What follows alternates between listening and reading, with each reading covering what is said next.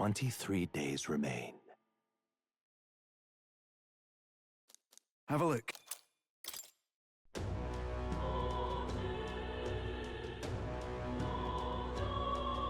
Let's go. I love loading into that. Welcome back to Metaphor ReFantazio. Last time we completed Mount Volcano, and now we're going to turn in one of our spoils. Oh. Okay. Hi there. But yes, it's over here. Hello. Just don't mind the people fighting with that guard over there. Oops, wrong sword, actually. Thing is, we kind of don't want to turn this over, but we have to start turning it over. I just noticed the rocks on top of that store look kind of low poly. We have to turn this over to get the real reward for this quest. So yeah, he's polished it up. Well after the walking's time. That feeling when you think you have something super valuable, but it's actually really not that much.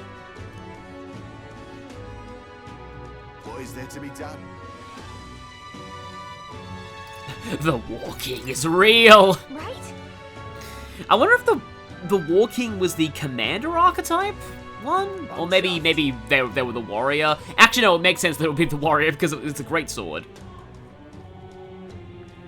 Much gratitude to you.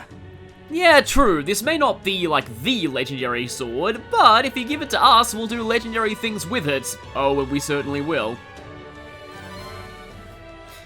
So, we'll get a reward for this. Ooh, increased wisdom is nice.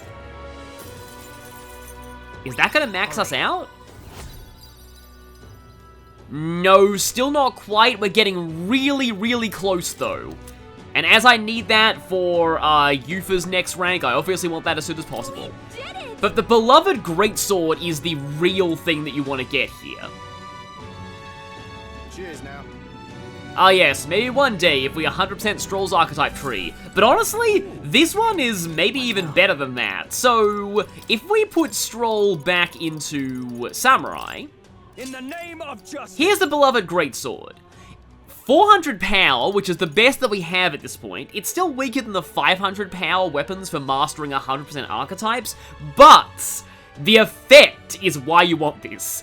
Increases the MP cost and strength of synthesis. And this is why speedruns go out of their way to get this. And because, of course, this just had to be on Warrior, didn't it?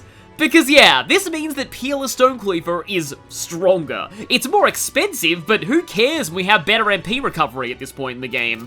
Speaking of which, Skybound.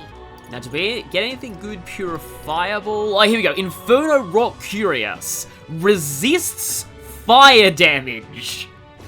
So we can eliminate fire weaknesses on a lot of characters with this, and that's particularly good for Seekers. Thing about this, though, is I'm going to need more Heavenly Water because I know that you get things in the Skybound avatar that can be purified, and that's like a dead giveaway that it's not the final dungeon. So yeah, let's go ahead and purify this into the Inferno Rock Curious. I only got one of those. Maybe I should have tried to steal the second one. Take a few more of those. And so, as you can probably tell by the video title, I have decided to do the Skybound avatar today. I think to make the most use of the rest of my time, I want to get this done now. Everyone's here. So, let's waste no further time. Now then. To the King Moon! It's your call. Yes, we are certainly pursuing peril because not only is Luis there, but we're flying right into kind of the eye of the storm. Now then. He knows we're coming, but who will we be facing there?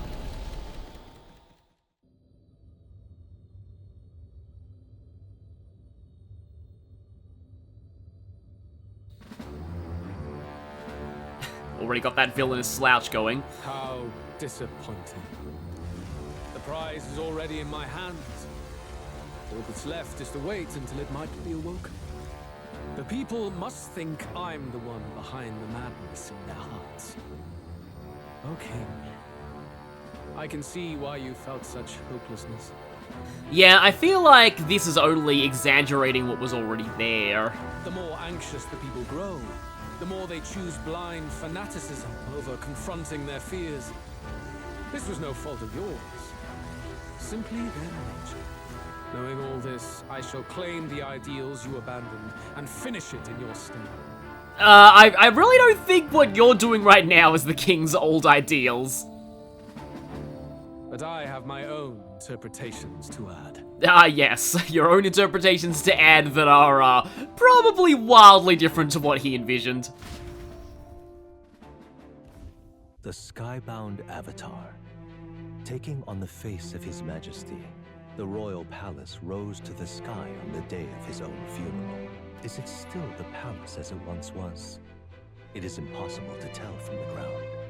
The Gauntlet Runner arrives at the entrance, at last marking the prince's fateful return to the place he was once forced to abandon. Oh, what a homecoming this is.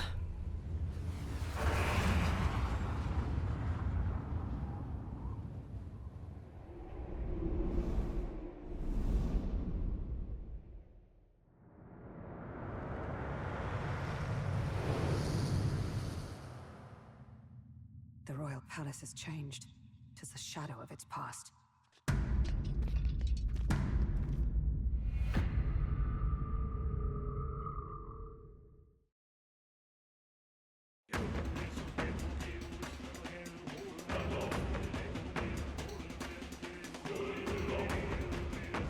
Tis just as chaotic within. Your Majesty, do you hear me? I speak to you as His Highness, the Prince's Royal Guard, Hulkenberg, Knight in your service. His Highness, the Prince, your heir apparent, has just arrived. Will your Majesty break the spell and allow His Highness to succeed the throne? Don't think we're getting an answer, no matter how long we wait. No choice but to venture in. Also, best not to subvert the, will of the people, because that was exactly what Forden was trying to do earlier. We must tread carefully. I can sense the presence of humans inside. By earlier, I mean, like, all the way back in Altabury, which feels like it was a long time ago now. This place is swarming with magma too. Even I can feel it. Where's it all coming from? It must be the anxieties of the royal capital's people. And by extension, of the entire country. Yeah, we heard from that info on the magma accumulators that magma crystals and the like usually don't appear in civilized areas. Well, that's because it's all been concentrated right here, and we're heading straight into it. Luis would call it righteous, but in the end, he's only preying upon the people's fear. Let's go. There's bound to be something inside that's driving the people mad. We've got to pin down its source. Well, Luis believes they were mad already. What is this? But yes, welcome to the Skybound Avatar. This music is very interesting. In fact, yeah, already got here, Skybound Avatar. On the other side of the massive sky-risen stone face is the abandoned royal palace, still fully intact. Well, I mean, the royal, the throne room seems to have no roof, but yeah. The ground provides a little visual of it. One assumes the palace was empty as it rose into the air during the royal funeral, and as such, none know of its current state. Luis, having access to a Skyrunner, seems to have already set a course for it. Well, yeah, he's definitely already here, we know that much. Also, yeah, the face rock. This theme here is called the face of the palace, by the way. I like it. That meaning works on multiple different levels. Like, it's literally the king's face, but it's also, like, the true face of the palace. And, like, that can be read both literally and metaphorically. Like, we're seeing what the palace really looks like for the first time. Right? But we're seeing metaphorically what, like, I only just realized that it says dungeon on that clock there. I've been playing this game for so long, I didn't only just realize that.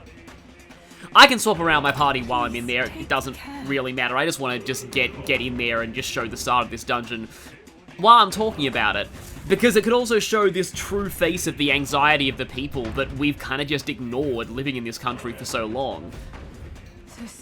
But you might also notice that it is essentially an ominous rearrangement of the non-ambush battle theme, Warriors in Arms. It has the same monk chanting, the exact same quote-unquote lyrics, but they're a lot faster paced, and they don't come to an epic heroic resolution like they do in our version of the battle theme.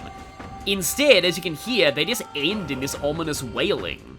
Okay, we're about to fight Homophios, so I would like a very strong fire attacker. Unfortunately, right now, Devil Summoner doesn't really have much in the way of good fire skills. That's more the purview of the lower tier of Summoner. I could use Heizme to use Fire Art. Oh yeah, and with Prince in the party, I always have access to Peerless Stonecleaver. Oh, actually, you know what? Now I can show this off. Utilitarian's Manual, Peerless Stonecleaver, Beloved Greatsword. That's going to be a fitting fate for a Homophios. Firstly, though, its teeth are going to attempt to distract me. Platinum Homotenta.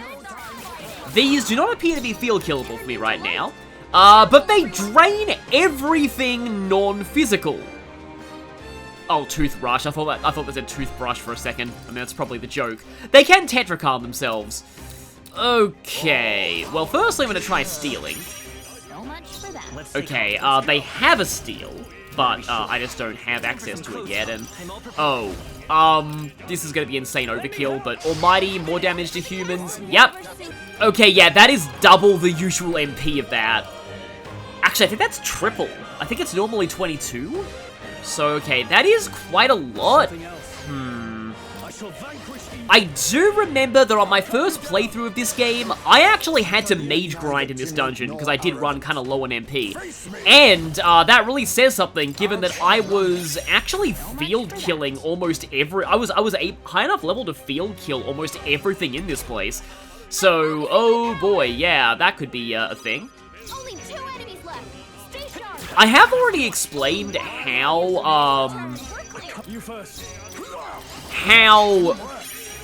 okay, they do have a steal. It must be pretty rare, though. And it's just a Maglapil. Well, that's annoying. Okay, let's Royal Sword you. Yeah, I don't think it actually matters who you pick as, like, the other character to use for the Synthesis skill in terms of, like, it doesn't really factor in their strength stat. Okay, yeah, Basilio is still going on that. I would normally like Basilio to have the second tier of Berserker by now, but that's not going to be the case here. I think I should actually swap Stroll over to some more AoE physical attacks from Swordmaster. Yeah, there we go, Rising Slash. But I can... Yeah! Okay. That legitimately jump scared me.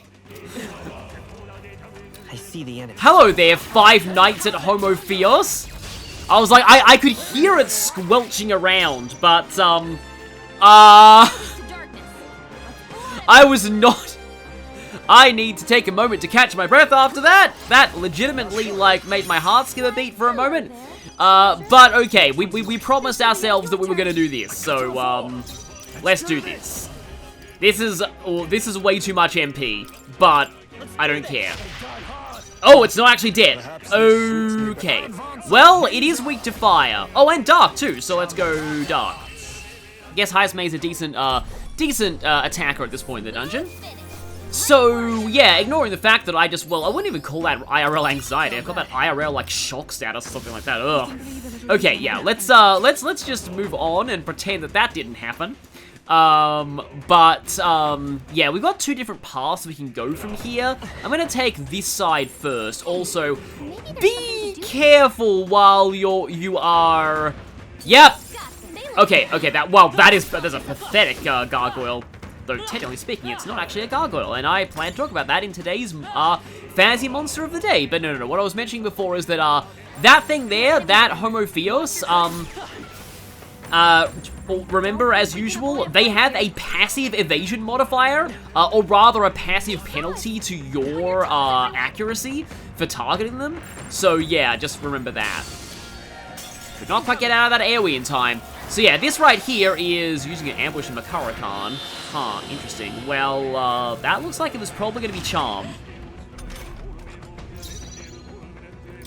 But, with the power of Barden, I can just freely retreat and then go back and ambush you. Okay, what mask are you on at the moment? Oh, yeah, you're on Warlord. I should probably put you on...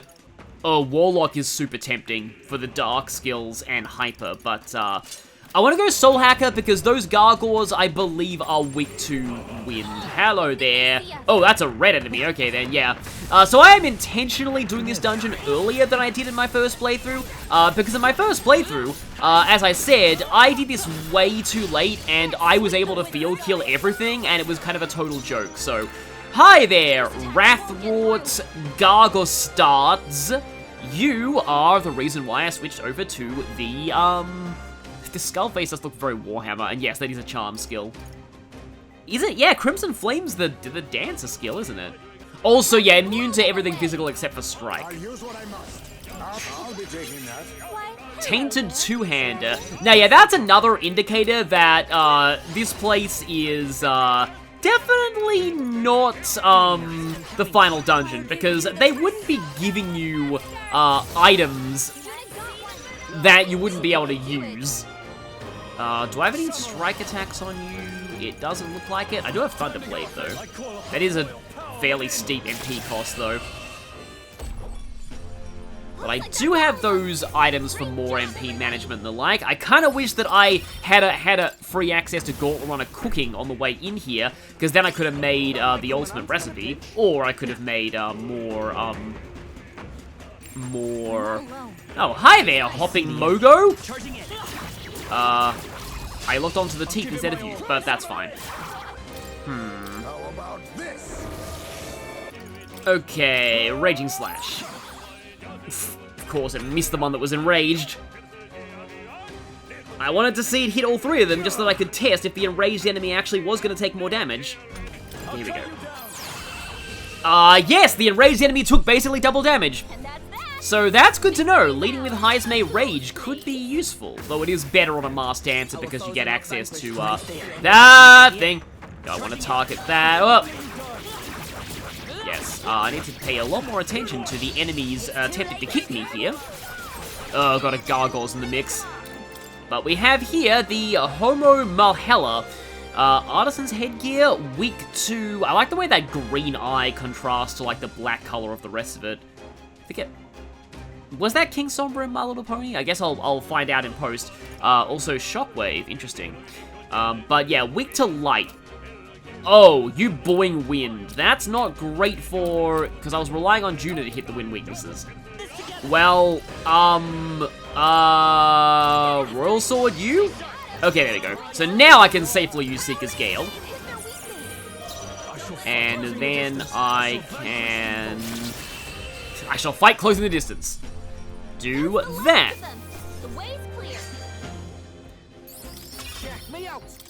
So this actually... Okay, no, I need to focus now because of this thing, which I kind of want to kill. I could Thunderhead Dance you right before Stroll gets his turn to use Thunderblade. And then I think I need to go for, once again, the Royal Sword. Please kill it. Thank you, there we go. Yeah, this is where my strength build will is really paying dividends, although I guess you'd be doing the same amount of damage you have like a super magic build will. Also, we get Beelzebub's Breath. But yeah, behind this statue here of, that looks, I don't know, that looks kind of like, it has something similar to a Sanctus thing, but also has a crown, so maybe that was like the Healer King? Or maybe that could just be Sanctus propaganda. That could be like the preemptive statue of King Forden. I wouldn't be surprised if the Sanctus actually did that. But yeah, that item from that chest there, I believe that purifies into something very, very good for, like, endgame warrior builds. So yeah, you'll want to take that, but obviously, the fact that we're getting things that can be purified at all is officially proof that that this is not the final dungeon.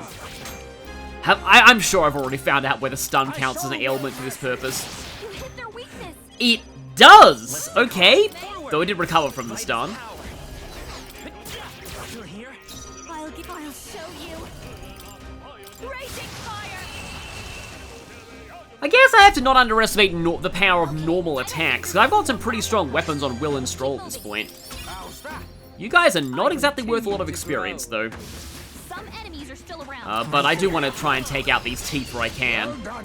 You know, maybe before he starts running low on MP, I might want to swap Stroll out for somebody else who can fulfill the physical role. Basilio can do that for cheap in Berserker, though it does... Actually, no, it doesn't mean that he won't be working on, Pugilist, because he'll be getting Heroes, Leaves of Light for that. So, you know what? Let's go ahead and swap you back to... And swap Stroll out, swap you in, and then I think... Yeah, I can take the Demon's Mail off of Stroll, because that'll cover one of your weaknesses. So this should hopefully let me... And also the strike damage is nice, because it means that it will be effective... I mean, not so much effective as in weak, but effective as in it actually does something to the gargoyles. Okay, that came at a good time. Oh, Basilio! Would you care to unleash... Slam... I could do... Oh, Frenzy's a lot of MP, yeah. Would you care to unleash Slam Shatter on these? Okay, one survived, but I can pick it off like that.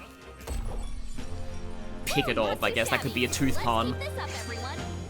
I'm also kind of questioning right now if I actually need Juna, although she is decent against the Homo Theos. I'm sure greater triumphs lie ahead.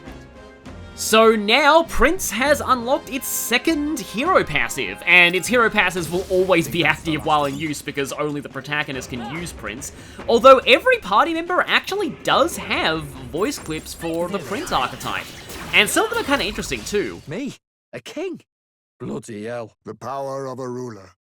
'Tis a heavy burden indeed. I shall show you the power of a ruler. Now this is power. I quite like being a queen. I shall lead with this power. You know, I actually kind of wish that we didn't even get the battle themes here, that the normal Skybound Avatar music kept playing even through battles. Because I do feel like that would be very fitting here. Hello there, Field Killable Gargoyle. Oh right, yes, so my topic of the day was going to be gargoyles. That was brilliant. Like the... Are you stuck in the wall? I do believe you, kind sir, have glitched yourself into that wall.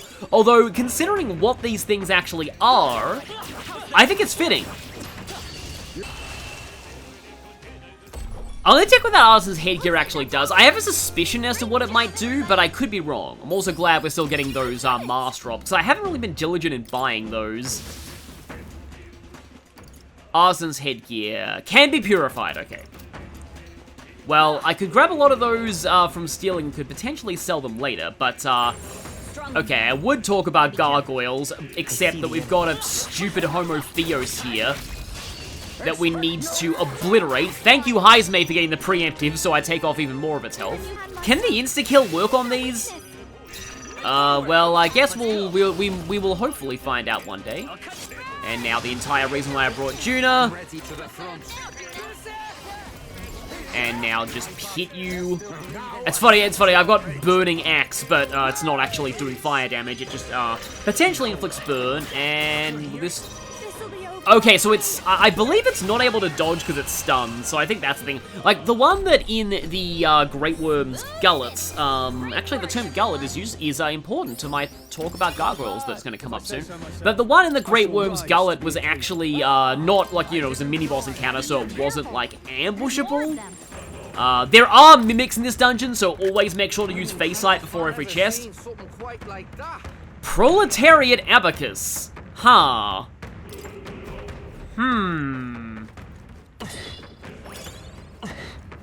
That's an interesting thing to call that. But okay, but this path actually takes us to High Teeth. You know what? I'm not gonna let you get left out. I am not entirely sure what hit me there. I think Basilio just said that tickled. I guess that must be his low damage line.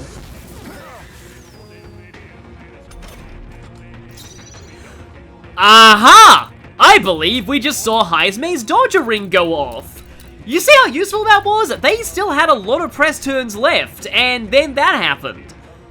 So, gee, if only there was a way. I think I'm actually going to swap Stroll in over Juna just so I can spam AoE physical.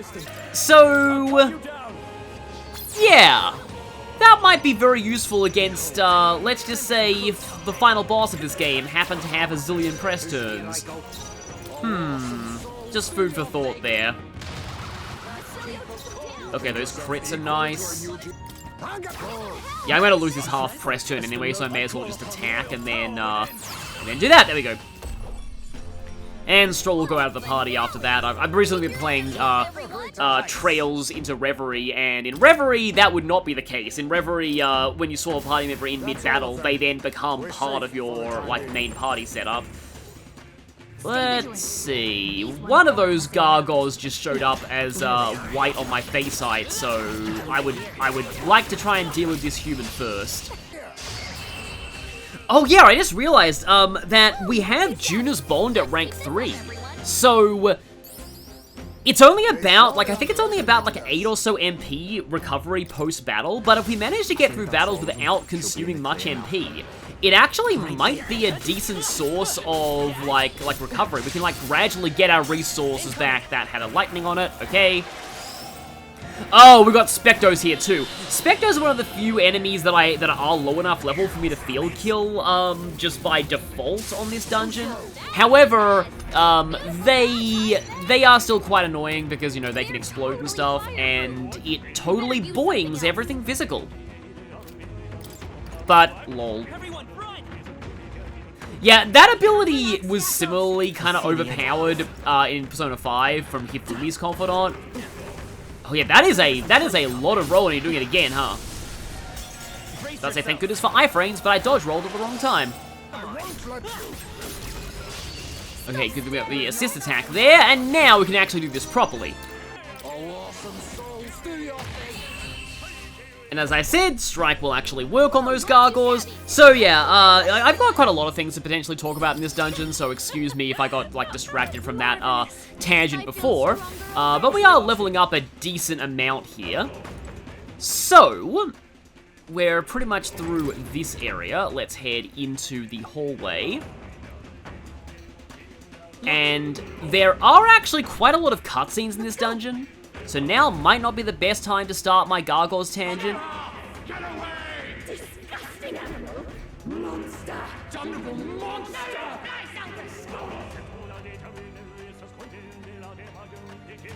How dare you defy me!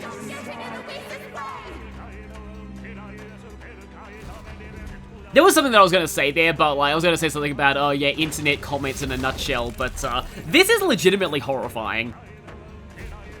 You having a laugh? There's always something about, like, just a bunch of, like, you know, stone, like, petrified human bodies. So you've come. Wait. Don't tell me. You! What is it?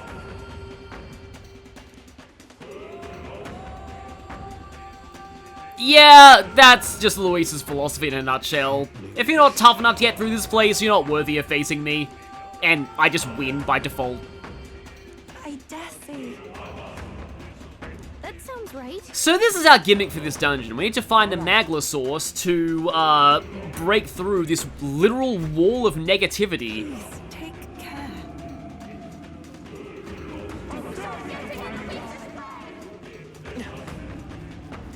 In general, like, as far as, like, late-game dungeons go, this might be, like, one of the most depressing late-game dungeons I've ever, like, gone through in an Atlas game. Like, the sort of final dungeon of Persona 5 was also just very kind of sort of sad as well.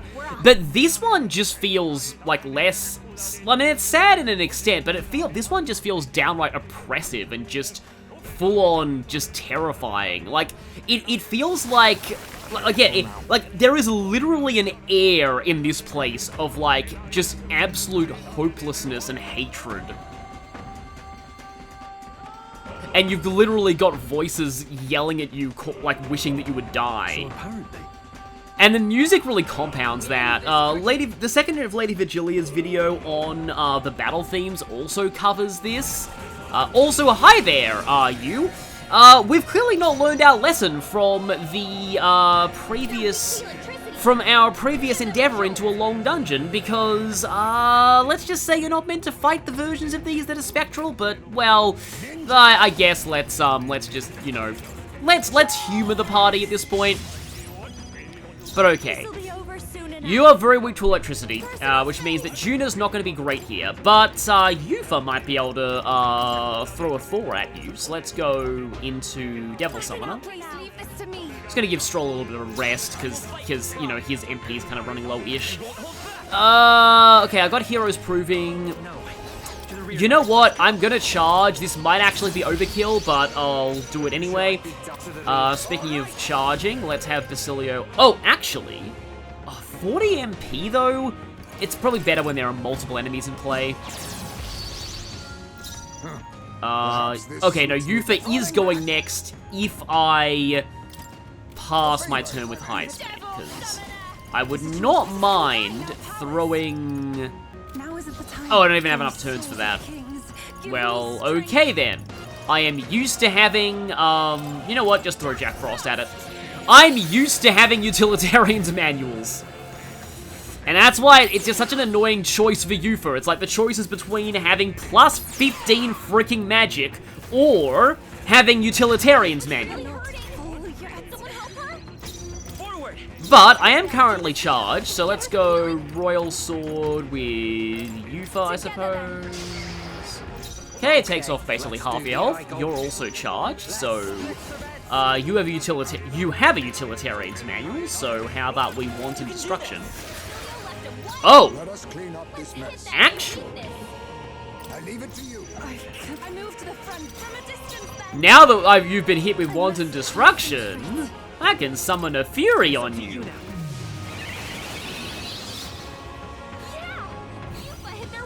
That did not do a lot of damage. Maybe that is a front row attack. I'll try that out, and I think I'm gonna hop back and use the I think just a regular Spirit Dust should be enough. With the Merchant passive, Spirit Dust do heal a lot, but I, don't have the Merchant passive on Will right now. Breath of Battle. All right, okay, yeah, that's the thing that I was warning you about the last time we fought this thing all the way back in the Dragon Temple. I believe that, yeah, that gives it, pretty much close to max stacks of attack and defense buffs. However, oh, no, that's a skill for a higher tier of Berserker. There's one that does actually erase the enemy's buffs, but, I kind of want to try this and then... Okay, do I want to use the Amnesty? I'm going to use this. I mean, this is effectively like a boss encounter. So yeah, I'm going to go into the front row and use Summon Fury and see if that does change its power. That looks about the same. Maybe it's just like passively resistant to strike. There's no way it could be passively resistant to strike. Because that is supposed to be really, really strong. And there we go. Alright, okay, yeah, no, that's why I didn't go to max stacks, is because Shiva actually does lower strength and defense by 1 stage, so... Does it seem that I've grown stronger? It would have gone to max stacks, but it went to 2 because it was already at -1 on both attack and defense. Not as good as Shiva in SMP5, which, like, doesn't just, like, debuff times 3. I think actually his debuffs only stack up to 2 in that game. It doesn't just do that, it, like, literally zeroes out their defense stat. Like, no matter what stage it is, it always debuffs it to 0, to maximum debuffs. And, like I said, the party didn't learn from what happened at the Dragon Temple. That was not its real body. Yeah. Finally, Heismay's like, oh, wait, hang on. We did this back then. What if? Yeah, we need to go and find the one that's actually corporeal, and that will take care of all of them. I'm heading out. And with that, we have our first save point of this dungeon, so let me just check how long I've been recording for. Okay, yeah, that's probably a good place to stop. We're in a different, also, I think that's an effective Katharina's Bond, letting you see, like, all of the items on a floor. But yeah, we can see all the chests, we can see 2 different areas. This is quite a large floor, and we've got FOEs back in play. So, I'll see you all next time as we continue into the Skybound Avatar.